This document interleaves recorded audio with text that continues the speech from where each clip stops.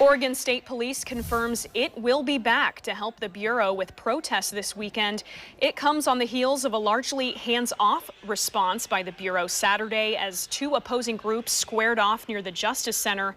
Police Chief Chuck Lavelle says putting officers in the middle of the clashes would have made the situation worse. And now a new audit is taking a look at the impact that months of protests are having on the Bureau's overtime. Fox 12's Sarah Hurwitz has that part of the story. Sarah? We're learning through an online tool that Portland Police has created for the public to see its overtime that Portland police officers, on average, worked 4 times the amount this June than they did for the same month last year in terms of overtime hours. The dashboard that PPB created is a result of a police overtime audit in October 2019, where the Portland City Auditor's Office recommended more robust tracking mechanisms. According to PPB, the audit also recommended accounting for the types of overtime worked and limiting the amount of overtime worked. PPB says the dashboard is one piece of several steps that it's taking to address those recommendations.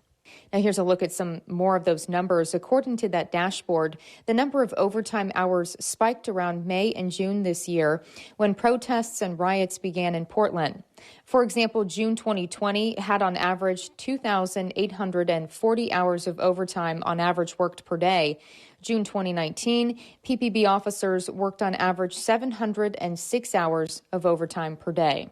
PPB says the largest area of overtime spending is the special tracking funded category, with shift backfill overtime being the largest contributing factor. Another contributing factor, PPB says, is the department's current staffing situation. In August, PPB says 51 members retired and 1 resigned, and PPB also says 84 positions were eliminated this fiscal year, and there are 100 officers who have not been fully trained. And Chief Chuck Lavelle says the department will continue to work on those recommendations from the city auditor's office. From the mobile newsroom, Sarah Hurwitz, Fox 12 Oregon.